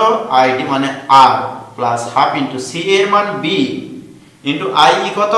R প্লাস AB এর মান কত? AB এর মান স্মল c ইনটু হাফ না লিখলে তো মহাবড় পাপ হয়ে যাবে। হাফ ইনটু AB এর মান হচ্ছে c ইনটু IF এর মান R। তাহলে হাফ R কমন নেই বা R কমন নিয়ে যাও, R কমন নিলে কি হবে? A plus B plus C divided by 2। What is A plus B plus C? A plus B plus C মানে হচ্ছে পরিসীমা, ত্রিভুজটার পরিসীমা। দ্যাট মিন্স S বাই, এটা হচ্ছে টুয়াইস S, পরিসীমা মানে হচ্ছে টুয়াইস S, আর ডিভাইড বাই 2 মানে অর্ধ পরিসীমা। তাহলে অর্ধ পরিসীমাকে আমরা কি দ্বারা প্রকাশ করি? S দ্বারা প্রকাশ করি। তাহলে this equal two R into S, অর্থাৎ ত্রিভুজের ক্ষেত্রফল ইকুয়াল টু RS। তাহলে আমরা দুইটা সম্পর্ক পাইলাম, ক্ষেত্রফল এবং পরিবেশার্ধের মধ্যে সম্পর্ক, ক্ষেত্রফল ও পরিব্যাসার্ধ। এই দুটার মধ্যে যদি সম্পর্ক লিখি তাহলে ডেল্টা ইকুয়াল টু আমরা কি লিখি A B C divided by 4r। এটা একটা সম্পর্ক। আরেকটা কি পাইলাম আমরা ক্ষেত্রফল এবং অন্তঃব্যাসার্ধের মধ্যে সম্পর্ক। ক্ষেত্রফল এবং অন্তঃব্যাসার্ধ এর মধ্যে সম্পর্কটা কেমন হবে? তাহলে এদের মধ্যে সম্পর্কটা কেমন?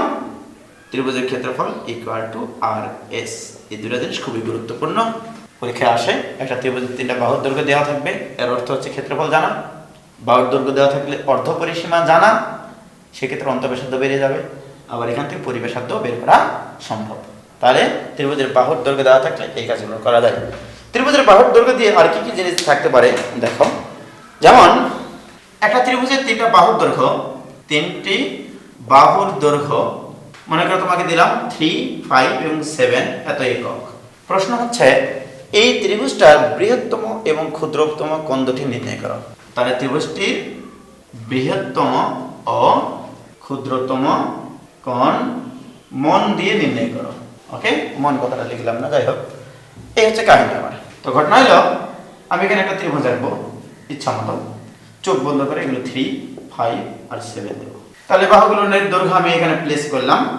কথা হচ্ছে এইটা, আমাকে যদি বৃহত্তম কোণ নির্ণয় করতে হয়, আমরা ক্লাস 7-এ শিখেছিলাম এটা, যে বৃহত্তম বাহুর বিপরীত কোণ হয় বৃহত্তম।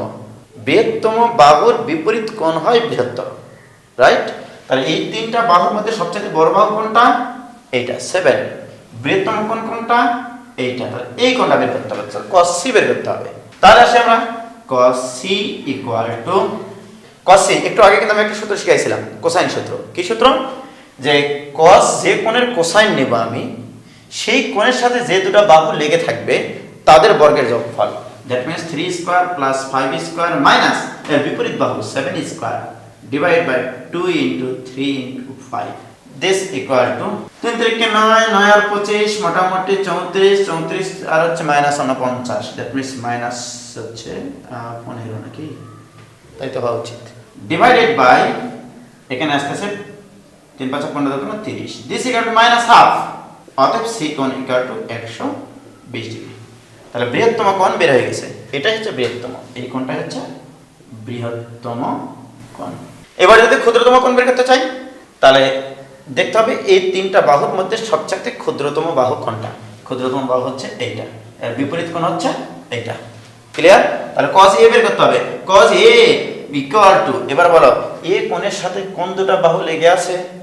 এই দুটো বাহু। তাহলে এই দুটো বর্গের যোগফল হবে 5 স্কয়ার প্লাস 7 স্কয়ার মাইনাস বিপরীত বাহুর উপর স্কয়ার মানে 3 square divide by 2 into 5 into 7। 25 25 আর 49 74 74, তাই তো নাকি? 74 থেকে 9 বাদ দিলে কত হয় জানো? 65 ডিভাইডেড বাই এখানে কত থাকছে? 5 7 35 দেখুন 70। তাহলে 5 দিয়ে কাটলে 5 13 65, 5 14 70। তাহলে cos a ইকুয়াল টু এটা। অতএব a কোণ ইকুয়াল টু cos ইনভার্স 13/14। এটাই হচ্ছে ক্ষুদ্রতম কোণ। তাহলে একটা ত্রিভুজের 3টা বাহুর দৈর্ঘ্য দেওয়া থাকলে ক্ষুদ্রতম এবং বৃহত্তম কোণ দুটো বের করা যায়। ক্লিয়ার? ওকে, এবার আমরা হচ্ছে সাইন রুল এবং কোসাইন রুলের অ্যাপ্লিকেশন দেখব বিভিন্ন অঙ্কে। প্রথম অঙ্ক হচ্ছে যে a sin a equal to b sin b হলে কোন একটা ত্রিভুজে in any triangle, এভাবে যদি বলি আমরা in any triangle if এটা হয় a equal to sin a sin a equal to b sin b হলে ত্রিভুজটা কেমন হবে? ত্রিভুজটি কেমন হবে, অর্থাৎ ত্রিভুজটি সমবাহু নাকি সমদ্বিবাহু নাকি সমকোণী, এটা তোমাকে প্রুফ করতে হবে। তো আমাদের গিভেন ডাটা হচ্ছে a sin a equal to b sin b। আমরা কিন্তু সবসময় সাইন রুলটা এখন থেকে এটা ব্যবহার করব। a by sin a equal to b by sin b equal to c by sin c equal to k, এটা ব্যবহার করব। তাহলে আমরা যদি এটা ব্যবহার করি, sin a মানে কত? sin a ইকুয়াল টু হবে a বাই k। তাহলে a into a by k equal to b into sin b মানে কত? b by k, b by k। অতএব b by k, sorry k কে কাটা যায়, তাহলে a square equal to b square. তাহলে অতএব a equal to b, a equal to minus b হতে পারে না, কারণ a প্লাস b তো কখনো 0 হবে না, কারণ মানে ত্রিভুজের বাহুর যোগফল কখনোই শূন্য না। তাহলে a ইকুয়াল টু b হওয়া মানে দুইটা বাহু সমান হওয়া। দুইটা বাহু যদি সমান হয় তাহলে এখান থেকে আমি একটাই সিদ্ধান্ত নিতে পারি যে a ইকুয়াল টু b। সুতরাং এই ট্রায়াঙ্গেলটা হবে আইসোস্কেলস ট্রায়াঙ্গেল। সিদ্ধান্ত নিলাম আইসোস্কেলস ট্রায়াঙ্গেল, সমদ্বিবাহু ত্রিভুজ। তাহলে এটা একটা কি ধরনের ত্রিভুজ? সমদ্বিবাহু ত্রিভুজ। এবার আমরা আরেকটা প্রবলেম দেখব একই ধরনের, শুধু আমি এখানে লিখবো হচ্ছে cos। যেমন এখানে দিলাম হচ্ছে cos a b cos b, যে in a triangle if a cos a equal to b cos b, what type of this triangle? তাহলে এখানে দেওয়া আছে a cos a equal to b cos b। তাহলে আমরা যেটা আসবে এখানে a মানে কি লিখবো আমরা? a মানে লিখতে পারবো k sin a। তাহলে k sin a cos a equal to k sin b into cos b। তাহলে k কে উভয় পক্ষে কাটে, উভয় পক্ষে যদি হাফ আর 2 নিই তাহলে 2 sin a cos a মানে sin twice a equal to sin twice b। এখানে দুই ধরনের সিদ্ধান্ত নেওয়া যায়। sin 2a equal to sin 2b হলে, যেহেতু আমরা জানি কোণের মান 0 থেকে 180 ডিগ্রি পর্যন্ত, ত্রিভুজের তিন কোণের সমষ্টি 180 ডিগ্রি। 0 থেকে বড় 180 ডিগ্রি থেকে ছোট যে কোনো কোণ হতে পারে। তাহলে আমরা লিখতে পারি 2a equal to 2b, এটা হতে পারে। অথবা এটা ইকুয়ালটা আমি যদি লিখতাম এরকম sin pi minus 2b, এটা হতো একই কাহিনী, কোনো চেঞ্জ নাই। তাহলে 2a equal to pi minus 2b হতো। তাহলে অতএব a equal to b হবে, অথবা এখানে আমরা লিখতে পারি 2a plus 2b equal to pi, অতএব a plus b equal to pi by 2। অতএব c কোণ equal to কত? pi by 2, কারণ a plus b equal to pi by 2। তাহলে আমরা দেখলাম যে c কোণটা হবে 90 ডিগ্রি, আবার এই দুটোর যোগফল হবে হচ্ছে তোমার pi by 2, but a equal to আবার কি? b। তাহলে এই শর্ত আমরা বলতে পারবো আইসোস্কেলস, আর c equal to 90 ডিগ্রি মানে হচ্ছে রাইট অ্যাঙ্গেল ট্রায়াঙ্গেলস। তাহলে এটাকে আমরা বলবো এই দুটো শর্ত সাপেক্ষে সমদ্বিবাহু সমকোণী ত্রিভুজ। সমদ্বিবাহু সমকোণী ত্রিভুজ। তাহলে আমাদের a cos a equal to b cos b হলে ত্রিভুজটি কেমন হবে? সমদ্বিবাহু সমকোণী ত্রিভুজ। ক্লিয়ার? এবার আমরা আরো কিছু প্রবলেম নেব। সেটা হচ্ছে যে মনে করো এরকম যে sin a divided by sin c, this equal to sin of a minus b divided by sin of b minus c।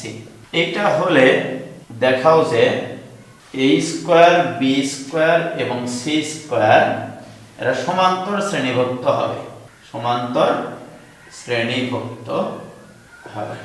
এখন কথা হলো যে আমি এটাকে লিখতে পারি, দেখো এটা দেওয়া আছে sin, আমাকে দেখাতে হবে a স্কয়ার b স্কয়ার এবং c স্কয়ার সমান্তর শ্রেণীভুক্ত। সমান্তর মানে কি? যেমন 2 4 এবং 6 এরা সমান্তর, কারণ এই দুটোর অন্তর্গত 2, এই দুটোর অন্তর্গত 2। পরপর দুটো পদের অন্তর যদি সমান হয় তখন তাদেরকে বলা হয় সমান্তর শ্রেণীভুক্ত।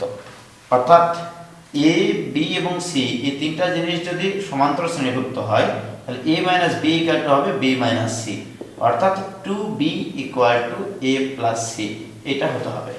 অর্থাৎ তিনটা পদ যদি দেওয়া থাকে, তিনটা যদি দেওয়া থাকে বা অক্ষর দেওয়া থাকে, তাহলে মিডলের অক্ষরটা হবে অপর দুটোর গড় মানের সমান। আমাদের চেষ্টা থাকবে যে এটা সমান্তর শ্রেণীভুক্তের অর্থ হচ্ছে 2b square equal to a square plus c square নিয়ে আসা। এটা যদি আমরা নিয়ে আসতে পারি দেন আমরা বলতে পারবো a স্কয়ার b স্কয়ার এবং c স্কয়ার সমান্তর শ্রেণীভুক্ত। ক্লিয়ার? তাহলে নিয়ে আসি এখানে দেখি sin a কে লেখা যায় sin of pi minus b plus c divided by sin c কে লেখা যায় pi minus a plus b, this equal to sin of a minus b divided by sin of b minus c। বা এবার দেখো sin pi থাকলে sin sin এ থাকে, that means sin of b plus c divided by sin of a plus b, this equal to sin of a minus b divided by sin of b minus c। এই দুটো যদি গুণ করি তাহলে এখানে আসবে, এই দুটোকে গুণ করে নিই, sin of a plus b into sin of a minus b এর সূত্র তোমরা জানো, sin square a minus sin square b, this equal to sin square b minus sin square c। এবার দেখো sin a মানে কি? a by k, a by sin a equal to b by sin b equal to c by sin c equal to k ধরা ছিল আমাদের। তাহলে এটা a by k মানে a square by k square minus b square by k square equal to B square by K square minus C square divide by K square. তাহলে কে square সব কাটি, তাহলে অর্থাৎ থাকে A square minus B square equal to B square minus C square. অতএব B square এর পাশে পার করো, সি স্কোয়ার এর পাশে পার করো, হবে two B square equal to A square plus C square. তাহলে দেখো two B square equal to A square plus C square, এটা হলে কি হবে এ স্কোয়ার বি স্কোয়ার এবং সি স্কোয়ার সমান্তর শ্রেণীভুক্ত হবে। ক্লিয়ার? তাহলে এটা একটা প্রবলেম হলো। এবার আরেকটা প্রবলেম, সেটা হচ্ছে যে যদি এ স্কোয়ার বি স্কোয়ার এবং সি স্কোয়ার আমাদের সমান্তর শ্রেণীভুক্ত হয়, তাহলে প্রমাণ করতে হবে কট এ কট বি এবং কট সি হবে সমান্তর শ্রেণীভুক্ত। ওকে, এ স্কোয়ার বি স্কোয়ার এবং সি স্কোয়ার সমান্তর শ্রেণীভুক্ত হলে কট এ কট বি এবং কট সি সমান্তর শ্রেণীভুক্ত হবে, এটা তোমাকে প্রমাণ করতে হবে।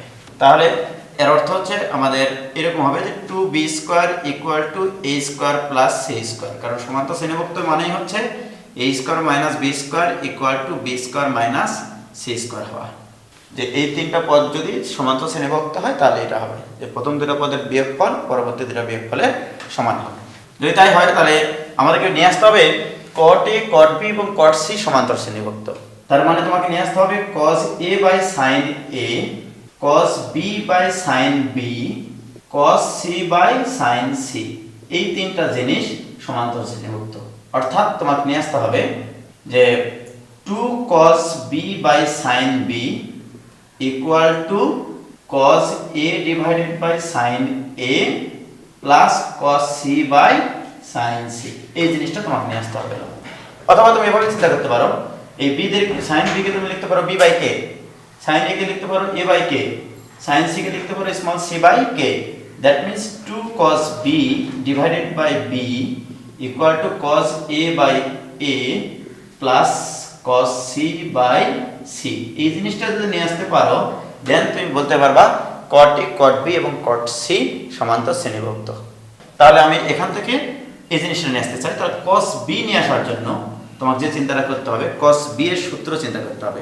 cos b equal to c square plus a square minus b square divide by twice ca, এই জিনিসটা চিন্তা নিয়ে আসতে হবে মাথায়। দেখো এই সূত্রগুলোর ব্যবহার যে যত ভালোভাবে অ্যাপ্লাই করতে পারবে তত সুন্দরভাবে অ্যানসার করতে পারবে। তাহলে আমি একটা কাজ করি, এখানে উভয় পক্ষ থেকে b স্কয়ার বিয়োগ করি, তাহলে b square equal to c square plus a square minus b square, right? দেখো cos b সূত্রের লব চলে এসেছে, হরে কি আছে 2ca, উভয় পক্ষকে আমরা 2ca দ্বারা ভাগ করে দিই, তাহলে b square divided by 2ca equal to c square plus a square minus b square divide by 2ca, তাহলে বা b square divide by 2ca equal to cos b। আমার মোটামুটি চলে এসেছে, বাট আমার টার্গেট হচ্ছে cos b বাই b নিয়ে আসা। এখন যদি উভয় পক্ষকে b দ্বারা ভাগ করে দিই, 2 এর পাশে গুণ করে দিই, তাহলে b by ca equal to 2 cos b divide by b। দেখো আমি এই জিনিসটা কিন্তু পেয়ে গেছি। তাহলে বা এবারে এই জিনিসটাকে আমাকে নিয়ে আসতে হবে cos a by a plus cos c by c। লক্ষ্য করো তোমাদের একটা ওই বাহুর দৈর্ঘ্যের সূত্র ছিল ত্রিকোণমিতিতে, ত্রিভুজের গণমিতিতে b equal to c cos a প্লাস a cos c, এটা ছিল। তাহলে b এর মান যদি এখানে বসিয়ে দিই, তাহলে c cos a প্লাস a cos c divided by ca, this equal to 2 cos of b divided by b। তাহলে বা এটার নিচে এটা লিখবো, এটার নিচে এটা লিখবো, এটার নিচে যেটা লিখি c c কাটা যাবে, থাকবে হচ্ছে cos a by a plus cos c by c, this equal to 2 cos of b by b, বা cos a divide by a মানে কি k sin a, c মানে কি k sin c, তাহলে cos c divide by k sin c, this equal to 2 cos b divided by k sin b। Clear? k k k common নিয়ে কাটা যায়, তাহলে এটা মানে কি cot b। তাহলে অতএব আমরা লিখতে পারি 2 cot b equal two cot a plus cot c। এই দেখো 2 cot b equal two cot a plus cot c আসার অর্থই হচ্ছে cot a cot b এবং cot c সমান্তর শ্রেণীভুক্ত। তাহলে অতএব cot A cot B এবং cot C সমান্তর শ্রেণীভুক্ত। তাহলে এই প্রবলেমগুলো এভাবে তোমাকে চিন্তা করতে হবে যে যেটা সমান্তর শ্রেণীভুক্ত সেইটার ক্ষেত্রে 2 into middle term equal to first term আর লাস্ট টার্মের যোগফলের সমান নিয়ে আসতে হবে। ক্লিয়ার? এবার দেখো, মনে করো এরকম একটা প্রবলেম দিলাম যে একটা ত্রিভুজের কোণগুলোর অনুপাত অর্থাৎ A:B:C এটা ইকুয়াল টু 1:2:3 সে এইটা।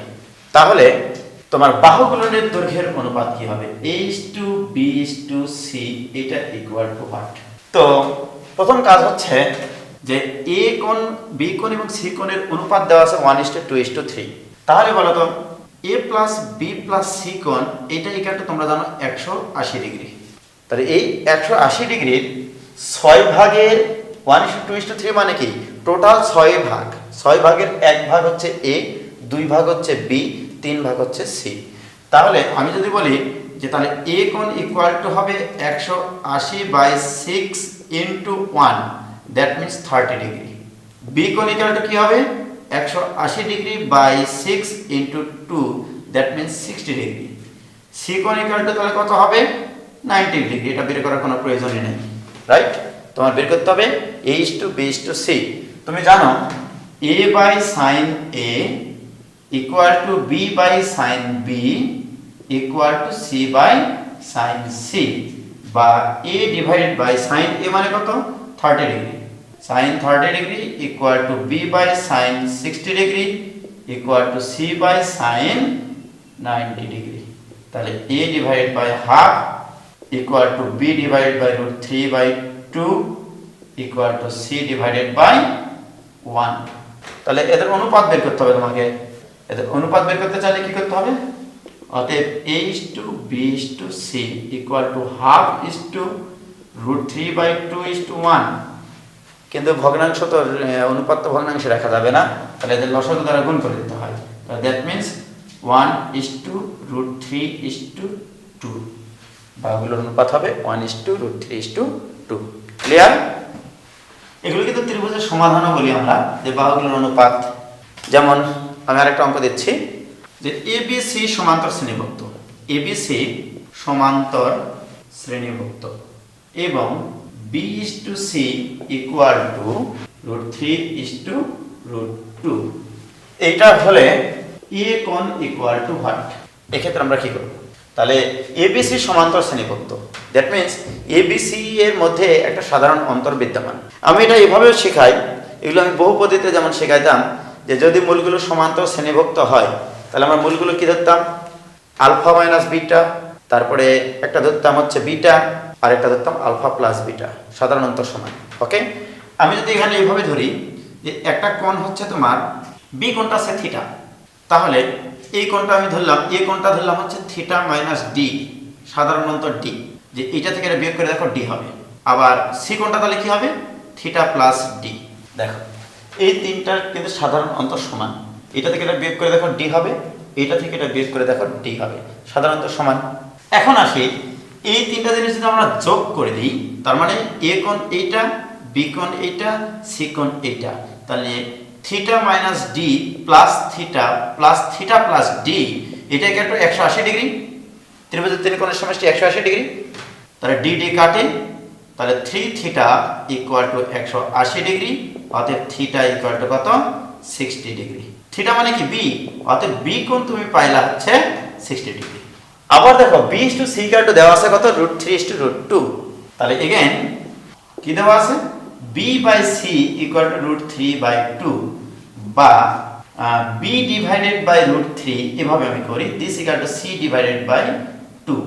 এর অর্থ হচ্ছে B মানে কি? B মানে আমরা জানি K sin B divided by √3 equal to K sin C divided by 2। কারণ আমরা জানি A by sin A equal to B by sin B equal to C by sin C equal to K। তাহলে K কে কাটেন। এবার বলো B কোণের মান 60 ডিগ্রি তুমি জানো, sin 60 ডিগ্রির মান √3/2, that means sin 60 degree divide by √3 equal to sin C divide by 2। এখান থেকে আমি সিকোণ পাবো, লক্ষ্য করো। sin 60 ডিগ্রি মানে √3/2, √3/2 divided by √3, this equal to sin c divided by 2। √3 কাটে, তাহলে আমার আসে sin c divided by 2 equal to half. অতএব sin c ইকুয়াল টু কত? 1। অতএব c ইকুয়াল টু 90 ডিগ্রি। তাহলে c এর মান আসলো 90 ডিগ্রি, b এর মান আসলো 60 ডিগ্রি। যদি তাই হয় তাহলে আমার a এর মান কত আসবে? তাহলে অতএব a ইকুয়াল টু আসবে 90 60 30 150 আর a ইকুয়াল টু আসবে 30 ডিগ্রি। ক্লিয়ার? এটা অ্যানসার। ওকে, এখানে একটা মহা বড় ছোট্ট একটা ভুল আছে, সেটা হচ্ছে b/c ইকুয়াল টু √3/√2 ছিল, রাইট? এখানে আমরা দিয়েছি √3/2, তাহলে প্রশ্নটা পরিবর্তন করে নিই, এত আর কাটাকাটি করতে হবে না, রাইট? আমি দিলাম যে b/c ইকুয়াল টু √3/√2, সমস্যা তো নেই। তাহলে √3/2 হলে আমার a এর মান 30 ডিগ্রি, তাহলে আর কোনো ভুল থাকছে না, রাইট? আর যদি তুমি এটা দিয়েই করো যে √2 আছে, আমি √2 দিয়েই করবো ভাই, আপনি প্রশ্ন প্রথমে যা লিখেছিলেন সেটা দিয়ে অ্যান্সার করে দেন, রাইট? ওকে, তাহলে এখানে তুমি কি করবা? এখানে √2 দিবা, এখানে √2 দিবা, ওকে, এখানে তুমি √2 দিবা, এখানে তুমি √2 দিবা, তাহলে এখানে তুমি দিবা √2।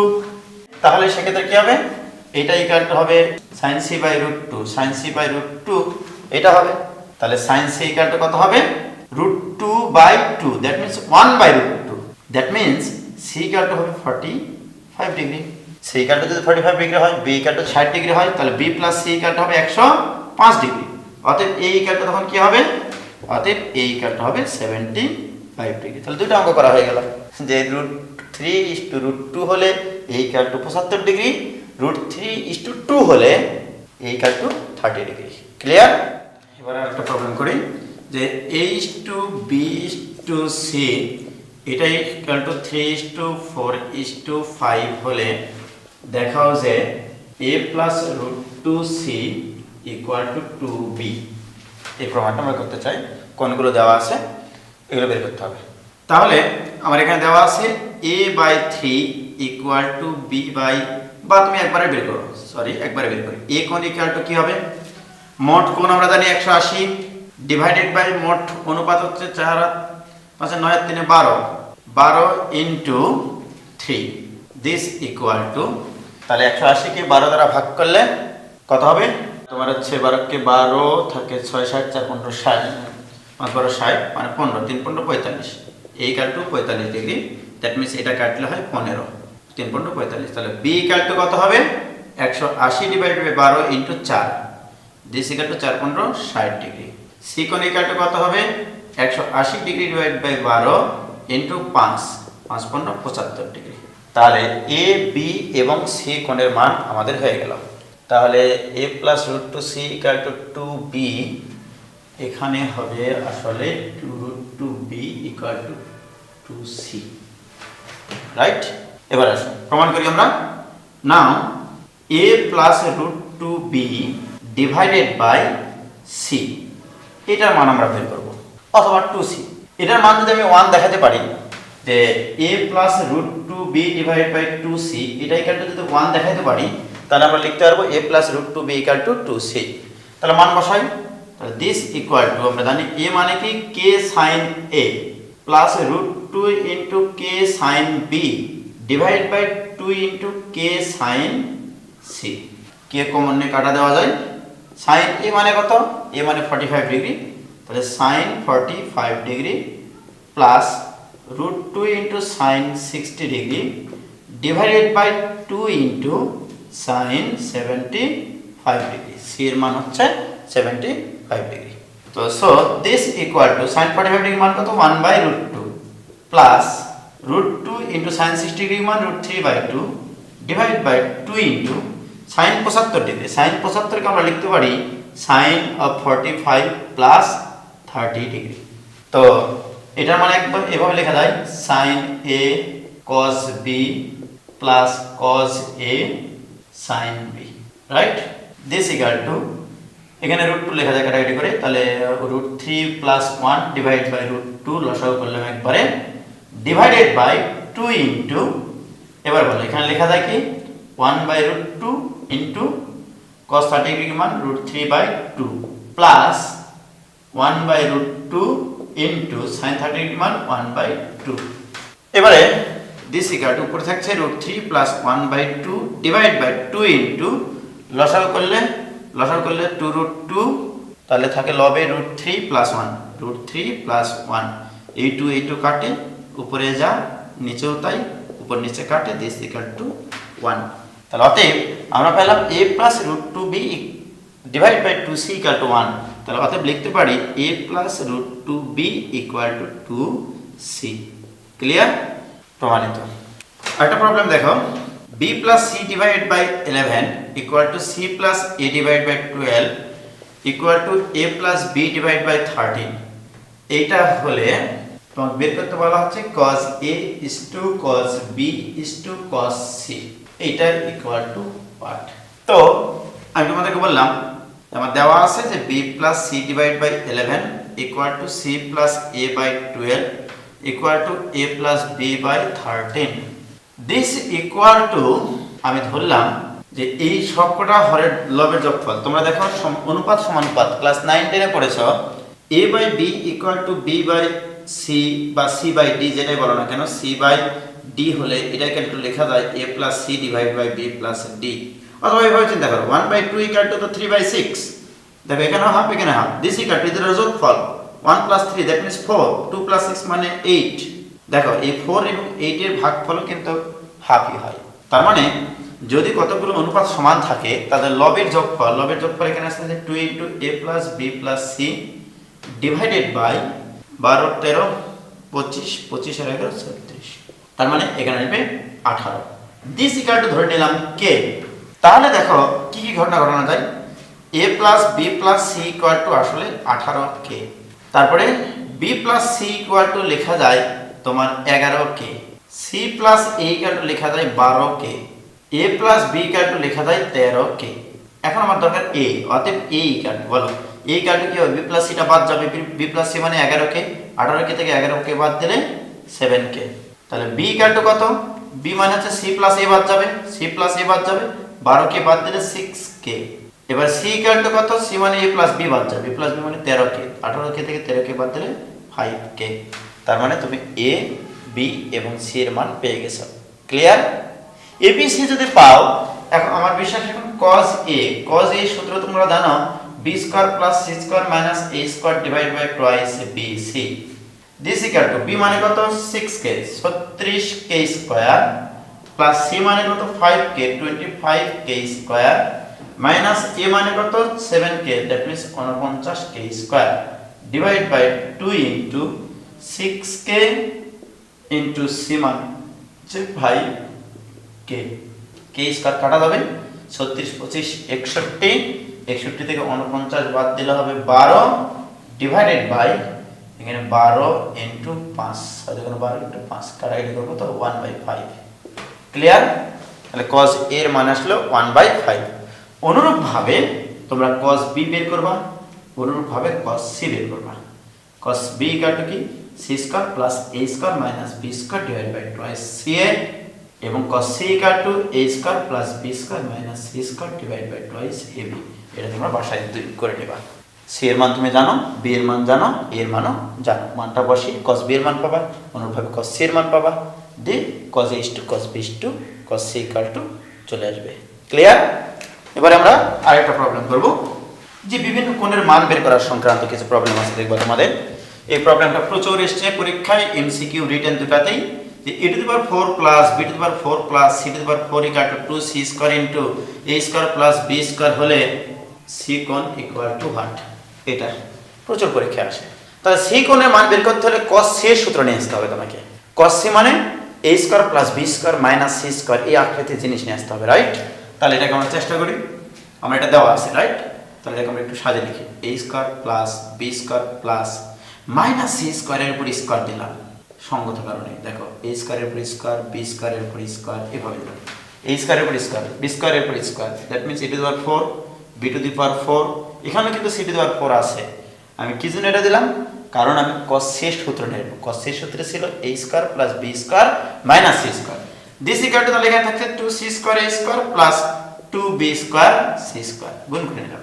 এবার বলে a square plus b square plus c square সূত্র a plus b plus c whole square minus 2 into ab, that means a square b square, minus 2 into bc, minus minus plus 2 into b square c square, minus minus plus 2c square a square.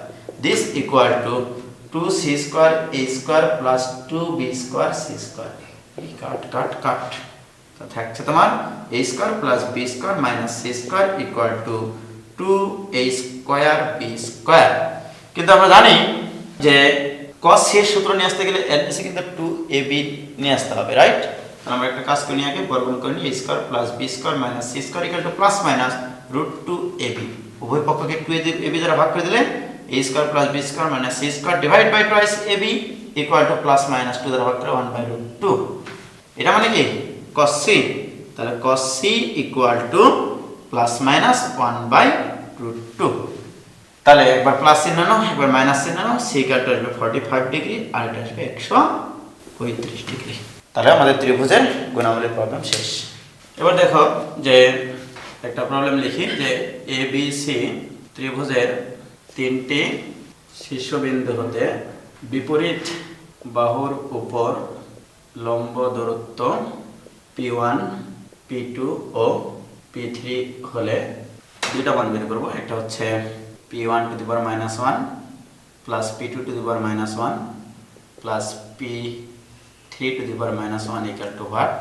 আর একটা হচ্ছে 2 number problem P1 to the power -2 plus P2 to the power -2 plus P3 to the power -2 equal to what. এবং এই মানগুলো নিব আমি হচ্ছে ত্রিভুজের বাহু এবং ক্ষেত্রফলের মাধ্যমে প্রকাশ করব। যেমন এই হচ্ছে ABC একটি ত্রিভুজ। আমরা জানি এ কোণের বিপরীত বাহু স্মল a, স্মল বি কোণের বিপরীত বাহু স্মল b এবং সি কোণের বিপরীত বাহু স্মল c। আমার এখানে যেটা দেওয়া আছে যে ABC বিন্দু তিনটি হতে বাহুগুলোর উপর লম্ব দূরত্ব P1, P2 এবং P3। তাহলে এখান থেকে এর উপর একটা লম্ব টানি, এখান থেকে এর উপর একটা লম্ব টানি এবং এখান থেকে এর উপর একটা লম্ব টানি। ওকে, এইটুকু দৈর্ঘ্য দেওয়া আছে তোমার হচ্ছে P1, এটার দৈর্ঘ্য দেওয়া আছে P2, এটার দৈর্ঘ্য দেওয়া আছে P3। তাহলে তোমরা জানো ত্রিভুজের ক্ষেত্রফল ইকুয়াল টু হাফ ইনটু ভূমি কত a। এটার ক্ষেত্রে আমরা যদি চিন্তা করি আমি এই লম্ব নিয়ে কাজ করছি, তাহলে হাফ ইনটু ভূমি ইনটু উচ্চতা। অতএব P1 ইকুয়াল টু 2 ত্রিভুজ ক্ষেত্র ডিভাইড বাই a। তার মানে P1 এর পরিচয় আসতেছে P1 ইকুয়াল টু 2 ত্রিভুজ ক্ষেত্র ডিভাইডেড বাই a। এর অর্থ হচ্ছে এই বিন্দু থেকে যে বাহুর উপর লম্ব টানেছি সেই বাহুর দৈর্ঘ্য। অনুরূপভাবে P2 ইকুয়াল টু কত আসবে? P2 ইকুয়াল টু গোটা ত্রিভুজের ক্ষেত্রফলের দ্বিগুণ, দ্যাট মিন্স 2 ত্রিভুজ ক্ষেত্র ডিভাইড বাই যে বাহুর উপর লম্ব টানেছি। কোন বাহুর উপর লম্ব টানেছি? এই বাহুর উপর। বাহুর দৈর্ঘ্য কত? b, this is b। P3 equal to তাহলে কত হবে? 2 ত্রিভুজ ক্ষেত্র ডিভাইডেড বাই কত? c, this is c। এটা মেকানিক্সেও কাজ করে। একটা অঙ্ক ছিল তোমাদের ABC ত্রিভুজের তিনটা শীর্ষবিন্দু হতে বিপরীত বাহুর উপর লম্ব টানা হয়েছে এবং বাহুগুলো বরাবর PQR মানে তিনটি বল ক্রিয়াশীল ছিল, ওই ক্ষেত্রে লম্ব দূরত্বগুলো কাজ করে। এখন আমার দরকার P to the power -1, P2 to the power -1, P3 to the power -1 equal to what. তাহলে অতএব 1/P1 plus 1/P2 plus 1/P3। 1/P1 মানে হচ্ছে এটা, 1/P2 মানে হচ্ছে এটা, 1/P3 মানে এইটা। তাহলে this equal to a divided by 2 ত্রিভুজ ক্ষেত্র প্লাস b ডিভাইডেড বাই 2 ত্রিভুজ ক্ষেত্র, this plus c divided by 2 ত্রিভুজ ক্ষেত্র। দিস ইকুয়াল টু 2 ত্রিভুজ ক্ষেত্র into a plus b plus c। This equal to what is this? This is 2s divided by 2 ত্রিভুজ ক্ষেত্র। পরিসীমা 2 কাটে, this equal to s by ত্রিভুজ ক্ষেত্র। তাহলে আমরা পাইলাম P to the power -1, P1 to the power -1 plus P2 to the power -1 plus P3 to the power -1 equal to s divided by ত্রিভুজ ক্ষেত্র। তোমাদের আরো একটা জিনিস জানা আছে, আমি একটু আগে এটা করাইছি, অন্তঃব্যাসার্ধ এবং ক্ষেত্রফলের মধ্যে সম্পর্ক। অন্তঃব্যাসার্ধ এবং ক্ষেত্রফল, ত্রিভুজের ক্ষেত্রফলের মধ্যে একটা সম্পর্ক আমি লিখাইছিলাম, delta equal to R S. That means আমি যদি এখানে মান বসিয়ে দিই, অতএব এভাবে লিখি 1/p1 plus 1/p2 plus 1/p3 this equal to s divided by r s. অতএব 1/p1 plus 1/p2 plus 1/p3 equal to 1/r। তোমার প্রমাণটা এভাবে আসতে পারে, এভাবে আসতে পারে যে 1/p1 plus 1/p2 plus 1/p3 equal to 1/r। Clear? That means অন্তঃব্যাসার্ধ এবং প্রত্যেকটা শীর্ষবিন্দু থেকে বাহুগুলোর উপর লম্ব দূরত্বের বিপরীত অনুপাতগুলোর যোগফলের সম্পর্ক। এবারে বাসায় এটা তোমরা নিজেরা করবা। এখানে আরেকটা সুন্দর কথা আসতে পারে, তোমাদের ওই যে দেখবা ত্রিকোণমিতির অঙ্কে কিছু কিছু প্রবলেম আছে, ওটা বসে একটু আগে আমি তোমাদের সলভ করাইছি যে a স্কয়ার b স্কয়ার এবং c স্কয়ার যদি সমান্তর শ্রেণীভুক্ত হয় তাহলে cot a cot b এবং cot c হবে সমান্তর শ্রেণীভুক্ত, এরকম প্রমাণ ব্যাপার স্যাপার আছে। তো এখানেও যেমন এখানে আরেকটা ঘটনা ঘটে যে আমি যদি বলতাম যে এই শর্ত তিনটা দিই যে এবিসি ত্রিভুজের তিনটি শীর্ষবিন্দুতে বিপরীত বাহুর উপর লম্ব দূরত্ব p1 p2 এবং p3 এরা যদি সমান্তর শ্রেণীভুক্ত হয় তাহলে 1/a 1/b এবং 1/c এরা হবে সমান্তর শ্রেণীভুক্ত। অথবা আমি প্রশ্নটা লিখি, তো প্রশ্নটা হচ্ছে যে এটা হলে এবং p1 p2 এবং p3 সমান্তর শ্রেণীভুক্ত হলে, সমান্তর শ্রেণীভুক্ত হলে আমি তোমাকে প্রমাণ করতে বললাম এরকম যে দেখো যে 1/a 1/b এবং 1/c এরা হবে সমান্তর শ্রেণীভুক্ত। সমান্তর শ্রেণী মানে দেখেছো কাহিনী, বয়সের দোষ আর কি, মাথার চুল পাকে গেছে। আসলে এটা আসলে কি হবে, এটা আসলে এখানে আসবে, যাই হোক না, একটু ভালো করে লিখি শ্রেণীভুক্ত। ক্লিয়ার? তাহলে এটা হচ্ছে সমান্তর শ্রেণীভুক্ত। অথবা এটা হতে পারে 1/sin a 1/sin b 1/sin c এরাও হবে সমান্তর শ্রেণীভুক্ত। এটা মানে আসলে এটা। ক্লিয়ার? তো এটা আমরা কিভাবে করব? একটু আগে আমরা দেখেছিলাম যে p1 ইকুয়াল টু s ছিল 2 ত্রিভুজ ক্ষেত্র divide by a, p2 equal to s ছিল 2 ত্রিভুজ ক্ষেত্র divide by b, p3 equal to s ছিল 2 ত্রিভুজ ক্ষেত্র ডিভাইড বাই c। আমি তোমাদেরকে বলেছি যে p1 p2 এবং p3 সমান্তর শ্রেণীভুক্ত থাকবে। এর অর্থ হচ্ছে p1 minus p2 equal to হবে p2 মাইনাস p3। প্রথম দুটো পদের অন্তর পরবর্তী দুটো পদের অন্তরের সমান হবে। তাহলে আমাকে এই তিনটা জিনিস আবার সমান্তর শ্রেণীভুক্ত দেখাইতে হবে। এর অর্থ হচ্ছে 1/a minus 1/b equal to 1/b minus 1/c দেখাতে হবে। তো এখন মানগুলো যদি এখানে বসিয়ে দিই তাহলে তো অ্যান্সার কমপ্লিট। দ্যাট মিনস 2 ত্রিভুজ ক্ষেত্র ডিভাইড বাই a মাইনাস 2 ত্রিভুজ ক্ষেত্র divide by b equal to 2 ত্রিভুজ ক্ষেত্র ডিভাইড বাই b মাইনাস 2 ত্রিভুজ ক্ষেত্র ডিভাইড বাই c। 2 ত্রিভুজ ক্ষেত্র সবকটা পক্ষ থেকে ওই পক্ষ থেকে কেটে যায়, থাকে 1/a minus 1/b equal to 1/b minus 1/c। অতএব আমরা সিদ্ধান্ত নিতে পারি 1/a 1/b 1/c সমান্তর শ্রেণীভুক্ত, সমান্তর শ্রেণীভুক্ত। ক্লিয়ার? অথবা আমি এই প্রশ্ন এইভাবে আসতে পারে যে আমি তোমাদেরকে বহুপদী চ্যাপ্টারে শেখাইছিলাম একটা প্রবলেম, সেটা হচ্ছে ABC হারমোনিক প্রগমনে থাকে। 1/a 1/b আর 1/c সমান্তর শ্রেণীভুক্ত থাকা মানেই হচ্ছে ABC হারমোনিক প্রগমনে থাকা, হারমোনিক প্রগমনে থাকা। হারমোনিক মানে ABC হারমোনিক থাকবে মানে এদের বিপরীত অনুপাতের পরপর দুটা পদের বিপরীত অনুপাতের বিয়োগফল দুটা সমান হবে। দ্যাট মিনস a এর বিপরীত 1/a, b এর বিপরীত 1/b, c এর বিপরীত 1/c। অর্থাৎ ABC যদি হারমোনিক প্রগমনে থাকে এর অর্থ হচ্ছে 1/a 1/b এবং 1/c থাকবে সমান্তর শ্রেণীভুক্ত। ক্লিয়ার?